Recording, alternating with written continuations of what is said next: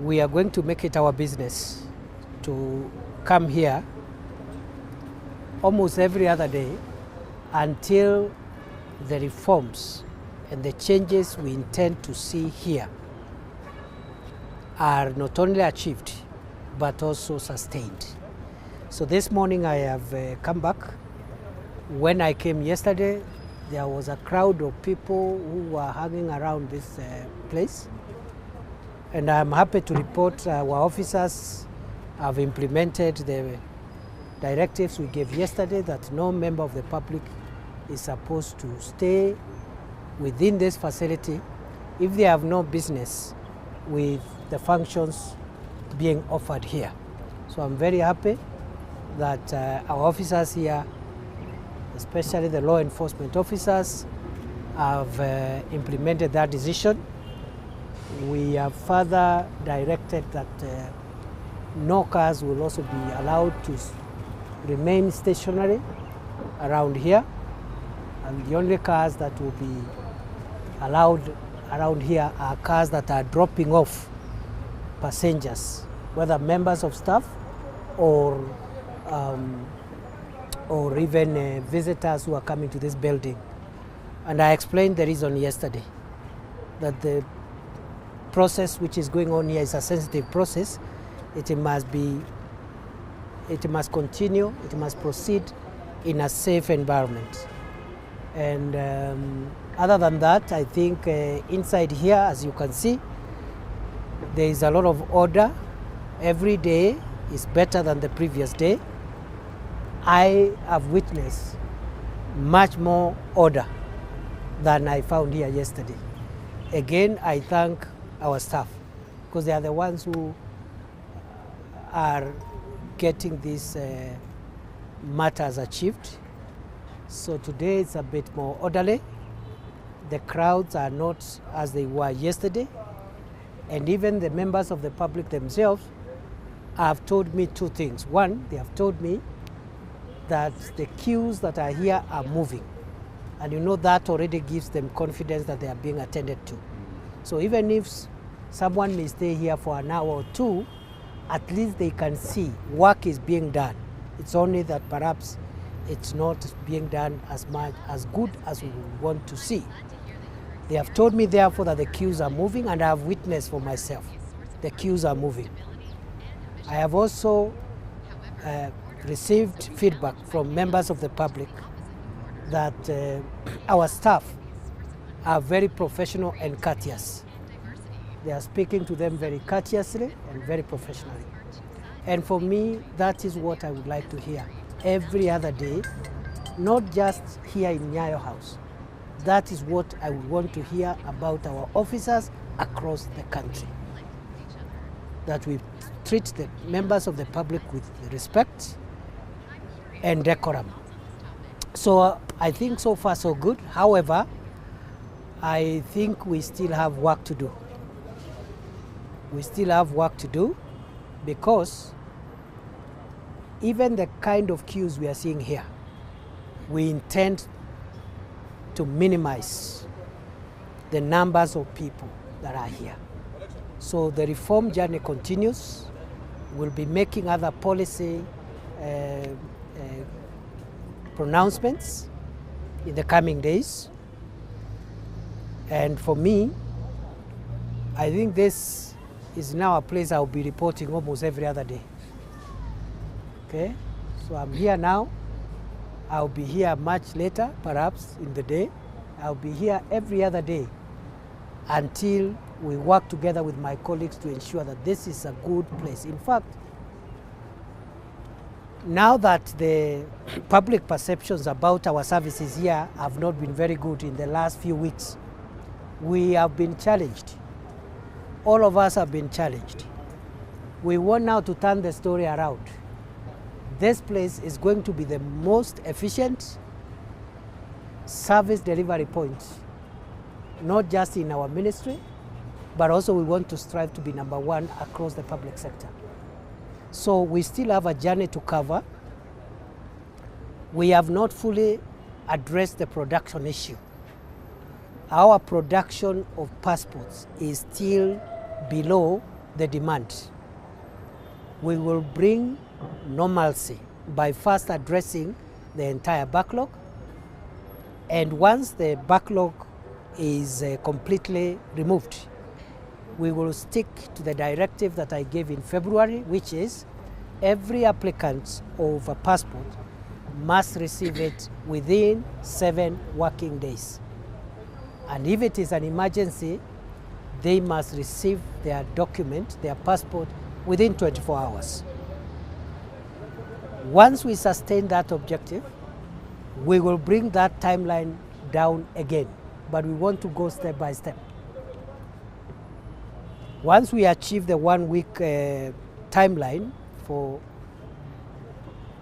the passport to be availed, we'll set a new target, and by that time we'll have acquired more equipment, more printers, and we'll have invested a little more in more personnel and more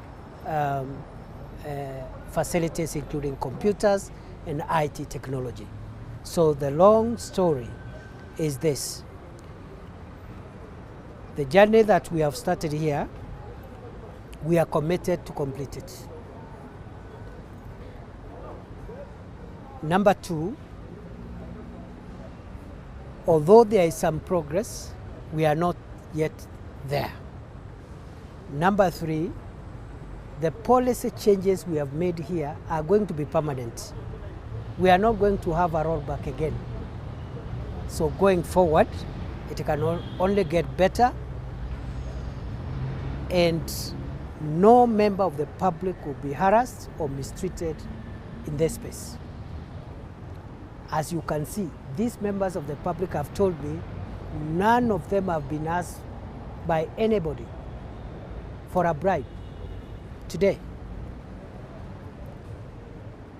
And therefore, the zero tolerance to corruption is non-negotiable.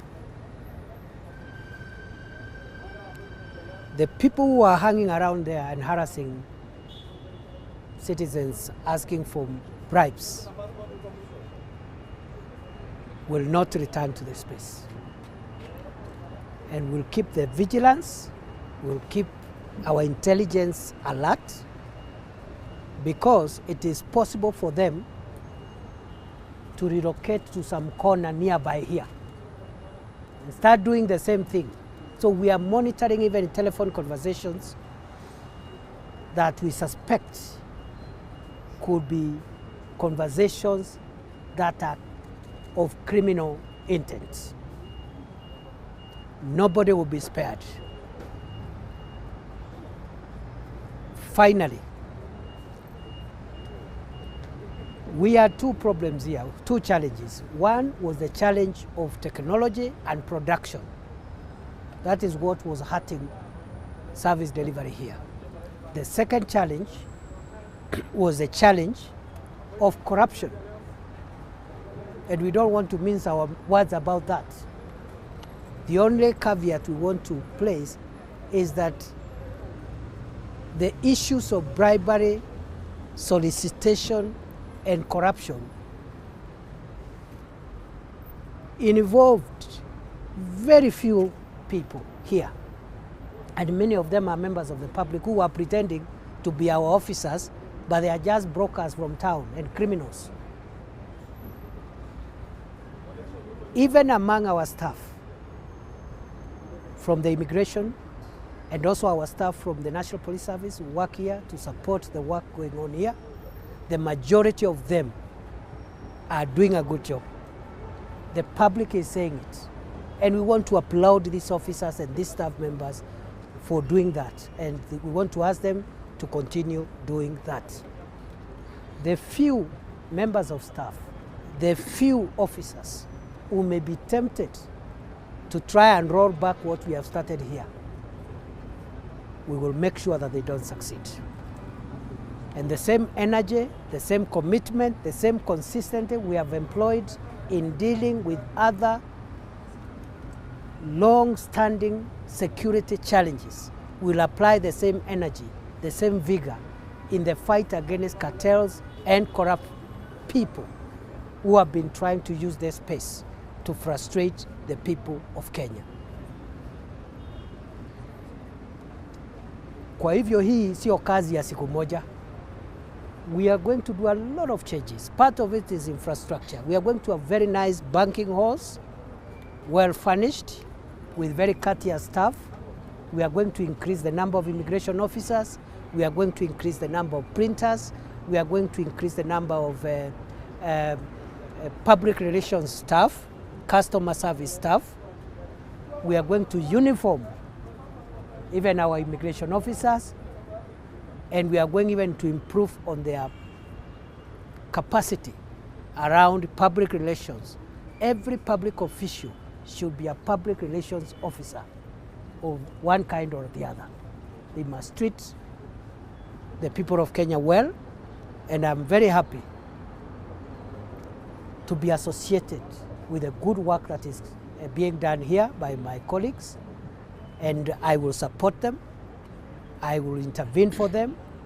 I've already made some success, as I said yesterday, in the area of budget, because budget has been a big issue, and the other things that are outstanding, we will address them as we go along.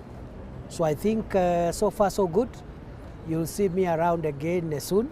In case you hear anything that we need to know, please let us know. Waziri. Either openly or confidentially, let us know. Waziri, my name is Francis Ode, KTN News. Today you visited this morning. Yes. Maybe how was production yesterday night? How many passports were produced yesterday night? And probably is it different from the previous productions? We are still at the same pace. We are producing about 1,700 a day, 1,700 nights. And the reason why the production cannot change is because we have two equipment. So the factors are standard. So until when we get the additional printers, we expect the pace to remain the same. Number two, we are at the final end of processing additional staff. The Public Service Commission is doing the final procedures of interviews and then deployment. So until we get additional staff members, most likely the production is going to be in the same level, and that's why we were estimating, going by the speed that we are at, 14 days from now, the backlog will be over, and going forward, we start now implementing the 7-day policy. And even in that policy, leave the room for emergencies, which should be not more than 24 hours. Some cases it can be even the same day. Our dream as a ministry is that eventually we'll have a 1-day service for the people of Kenya. You apply in the morning, and if everything is okay, within 24 hours you have your document. It is possible, it's not impossible, but I think we need to travel some journey before we get there. One last thing, and I think I've raised that with the members of the public here. The crooks who were soliciting money here and pretending to be police officers, pretending to be immigration officers, many of them, or some of them, were also pretending to be assisting the applicants. As a policy measure, there are only 3 categories of people who can be assisted in this space. The first one are children of tender years. Underage children need to be accompanied and assisted. not by a broker though, but by a member of staff, who could be a police officer, can be a customer relations officer, immigration officer. So a child can be accompanied by a parent, for example. Number two, a sick person can be accompanied by a relative.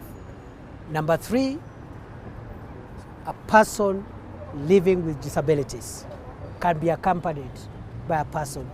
All other people will be assisted by our officers once they are in this space. So nobody should come and pretend here they are providing assistance to any person. Our officers will assist everyone. We have even made R, even from purposes of public health. So we are making so many changes, and for me, I'm happy. So far, so good. But we will not drop our guard. We will sustain this until it is okay, until the public themselves tell us it is okay.